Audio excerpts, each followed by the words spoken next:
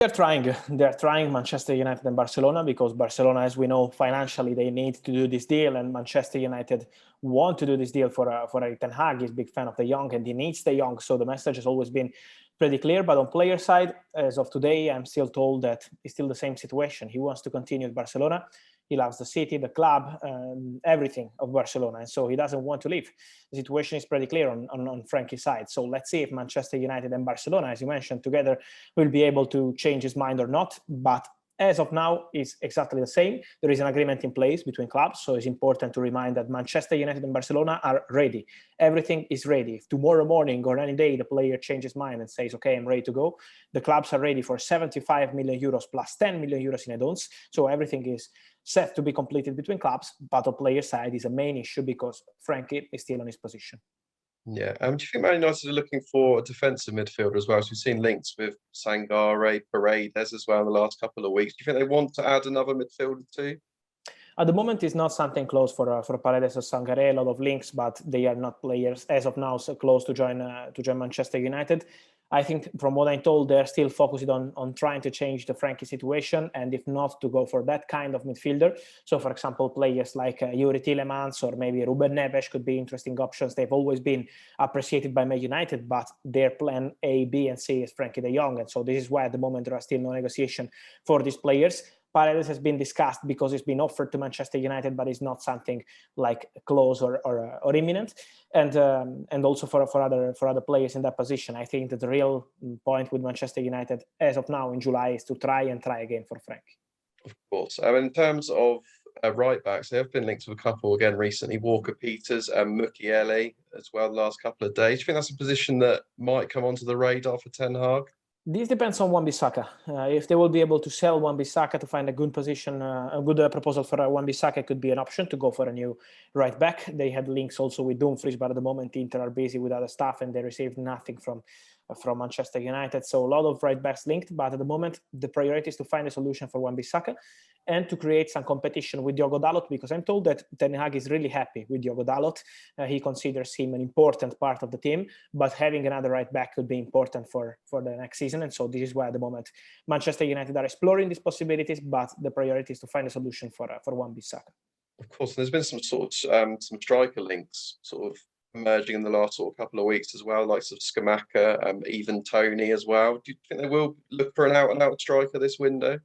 I think they will explore this possibility. Yes, for a striker, of course, the Cristiano Ronaldo situation is slowing a bit down because they need to understand what kind of striker they need. If a striker who could play with Cristiano, or if Cristiano leaves as he wants to leave, different kind of striker. So if they need a starter in that position, so they are deciding together, Ten Hag and the board, waiting for Cristiano situation, but they want to go for a striker.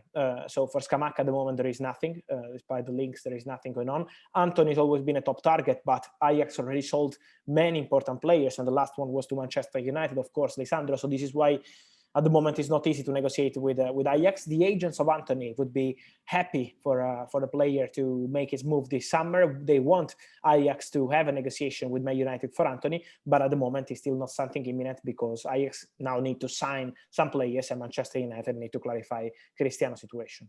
Of course. Obviously, Chelsea have also been mentioned with Antony recently. Do you think they could rival Man United for that deal if it became possible?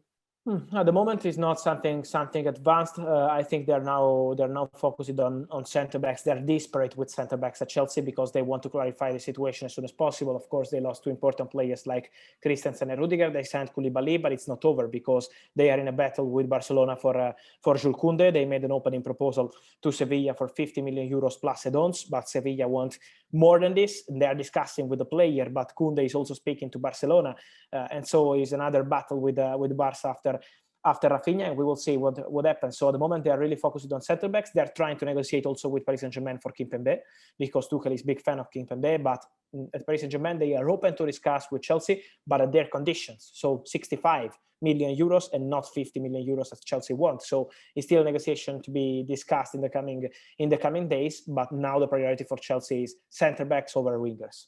Yeah, and just on Kounde quickly, I've seen a few reports suggesting that Chelsea agreed personal terms with him previously. Do you think that's the case? It was the case a few months ago. It was like in April, in May, when Marina was still in charge of Chelsea. Then they changed the board, and so the situation changed also because Barcelona jumped into it thanks to Xavi and thanks to the relationship with Jorge Mendes, who is taking care of this potential deal. And so Xavi is insisting for Kounde, and the player is speaking to both clubs, Chelsea and Barcelona. So at the moment, he's pretty open. He is not decided only one single club. It depends on the proposals to Sevilla, but Barcelona are absolutely in the race also for Jules Kounde. Yeah, and on Arsenal, looks like the deal for Zinchenko is sort of getting there now. Do you think they will look for a winger afterwards? I think it's a possibility, but Arsenal will go with their strategy as always. So as they did in January when they wanted Dusan Vlahovic, and then when they were not able to sign him, and they decided to wait a bit and sign a player like Gabriel Jesus when they wanted the priority target. I think it will be the same. If they can find an opportunity for a player who could be Arsenal level, the right player for Mikel Arteta and Edu, they would be happy to jump into it. If not, they are happy with the Bukayo Saka contract extension as a priority because they are discussing with Bukayo Saka over a new contract, and they want to get it done as soon as possible. And so at the moment, their priority is to complete Zinchenko deal, and it's almost done. So they're preparing paperwork and medical, and then it will be done. And then to consider potential opportunities around the market. But at the moment, it's still a bit quiet on that one. Yeah, I've seen a few mentions of Leroy Sane. Do you think he could be a potential option for Arsenal? I think he's a player to watch in August, maybe, because at the moment, Bayern are keeping him, of course, and I think till they will not sign a new striker, Sane, but also Gnabry extending the contract, Coman, these players will stay at Bayern. Lot of links for this boy, but at the moment, he's waiting to understand if Bayern will sign a center striker or not, and there are no negotiations for Sane. I think there are good chances for him to stay, but will depend on the striker situation at Bayern, because they, of course, lost Robert Lewandowski, and so they need to decide what they want to do with the striker. Yeah, another interesting player, Lucas Paqueta. He's been linked with Arsenal, Tottenham, Newcastle. Do you see him joining one of those Premier League clubs this summer? At the moment, with Tottenham, there is nothing close. For Arsenal, there is an interest because Edu, of course, with his Brazilian link, knows him the player so well, and had some contacts with his agent, but never submitted a proposal. So at the moment, there is still no bid from Arsenal for Paqueta. What I'm told is that Lyon want around 65 million euros, with some add-ons included. So the fixed fee could be lower, but they want to arrive to this potential package for Paqueta. I think it's one to watch also in the coming weeks, because the player would love a Premier League move. The player feels that after playing in Serie A with Milan and in Ligue 1 with Lyon, it could be a good chance for him to move to the Premier League.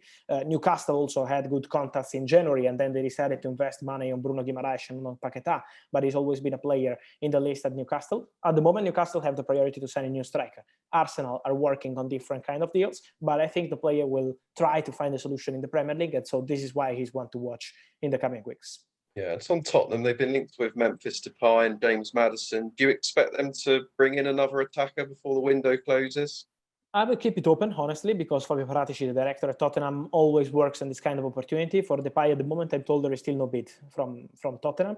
But for the other opportunities, we have to wait August, because now the priority at Tottenham is to sell players. Ndombele is one of them. Lo Celso is another. Reguilón is a situation to be clarified.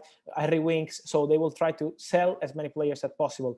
Of course, among the players, they are not in the project of Antonio Conte, and then decide on potential additions. But they are really happy with the market they had. They signed 6 players, and so they will decide in August if it's the case to jump into some opportunities or not.